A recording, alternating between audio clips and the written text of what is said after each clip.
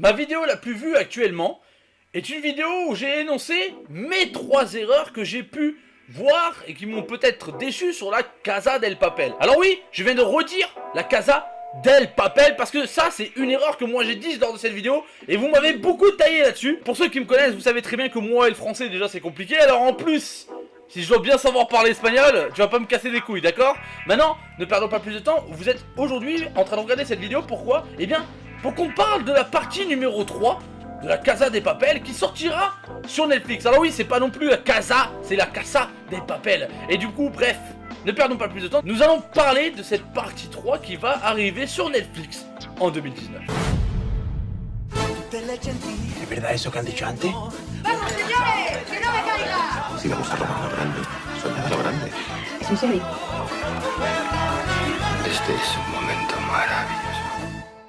Alors qu'est-ce qu'elle peut apporter de bien, cette partie 3? Qu'est-ce qu'elle peut vraiment nous apporter? Est-ce qu'on a vraiment besoin d'une partie 3? Eh bien, pour moi oui, on a besoin d'une partie 3. Alors, je suis mitigé en fait sur celle-ci parce que ça peut très bien faire un flop, ça peut très bien niquer la série. Mais ça peut aussi tout en apporter pas mal de choses qu'on a besoin, comme justement 2 erreurs que j'avais énoncées lors de cette vidéo, la Casa des Papel, les 3 erreurs, etc.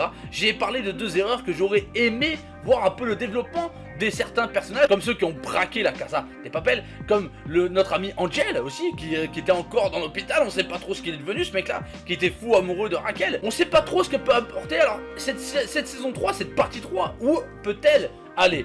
Alors pour une partie 3, on peut pas mettre que des choses joyeuses et voir ce qui se passe juste après le braquage, que tout le monde est heureux, etc. Non, ils vont pas faire une partie 3 juste pour nous montrer ce qui se passe. Je pense que on va avoir le droit de voir ce qui s'est passé justement après ce braquage, que sont devenus nos amis les braqueurs. Mais je pense aussi qu'il y aura une trame scénaristique qui fait qu'il y aura quand même un scénar de construit. Et du moins je l'espère, hein, il faut quelque chose de concret. Et je me tente à me dire que ça pourrait être éventuellement quelqu'un qui a eu une galère suite au braquage. Alors vous allez peut-être me dire, oui, ça fait penser à Prison Break, etc. Ben oui, le point il est là en fait.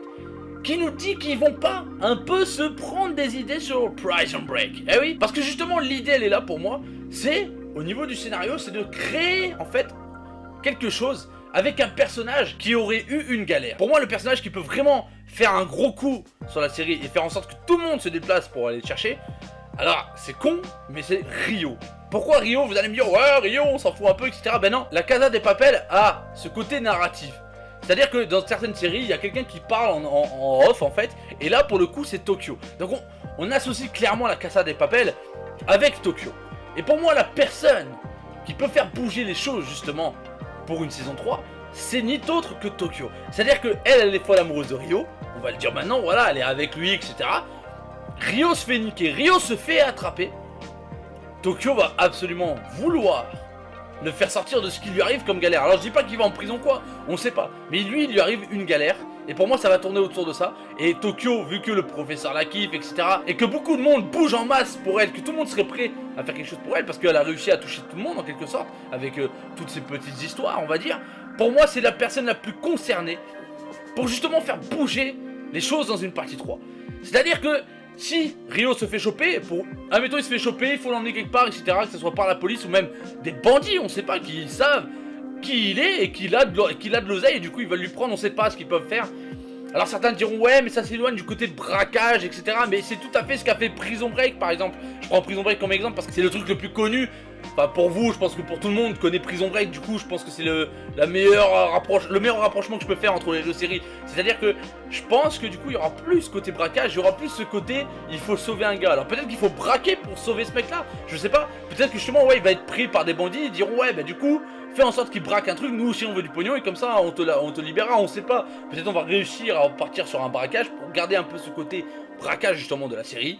Ça, je sais pas comment ça va être mené, mais pour moi, je pense que le truc le plus cohérent, sans niquer la série, c'est de faire un truc avec ce personnage pour faire le déclenchement de Tokyo, pour que elle justement rameute l'équipe. Voilà, j'ai lâché ça comme ça, hein, c'est un truc qui me traînait dans l'esprit, etc. Mais pour moi, la partie 3, pour qu'elle soit bonne et qu'elle gâche pas la série, je pense qu'il faut vraiment, j'espère qu'ils vont se baser sur ce côté-là, ce délire-là que je viens de vous énoncer justement. Je pense que c'est le mieux parce que après, et tout en ajoutant aussi ce que deviennent les autres, etc. Justement, le fait de voir le professeur aller chercher les autres à tel ou tel endroit, voir Raquel aussi, ce qu'elle devient, etc. On verra un peu justement ce qu'ils deviennent, est-ce qu'ils vont dans le bien, est-ce qu'ils vont dans le mal, etc. Et essayer de tous les rameuter pour sauver Rio grâce à Tokyo qui aurait fait la demande, etc.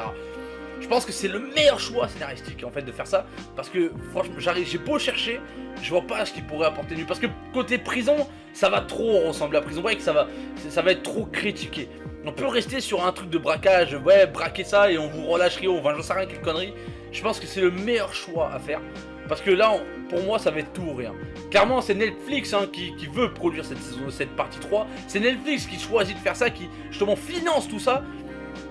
La série aurait pu très bien se terminer comme ça et libre à notre imagination de penser ce que deviennent les personnages, etc. Hein, attention. Mais là, il y a la saison 3, ça y est, c'est officiel, c'est pour 2019. Du coup, j'espère qu'ils vont pas chier dans la colle et pas gâcher cette série avec cette partie 3 qui, justement, sort de nulle part et nous fait poser pas mal de questions. Enfin bref, la vidéo ne va pas durer plus longtemps. Dites dans les commentaires ce que vous pensez de cette partie 3. Qu'est-ce qu'elle peut apporter de bien à la série ou de mal? Qu'est-ce que vous pensez côté scénario, etc. N'hésitez pas à aller dans les commentaires et écrivez tout ce que vous voulez. Je le lirai, je serai là pour répondre avec vous. De toute façon, la communication est très importante. C'est ça qui nous rassemble tous sur ma chaîne. Du coup, n'hésitez pas à parler dans les commentaires et donner votre avis sur cette partie 3.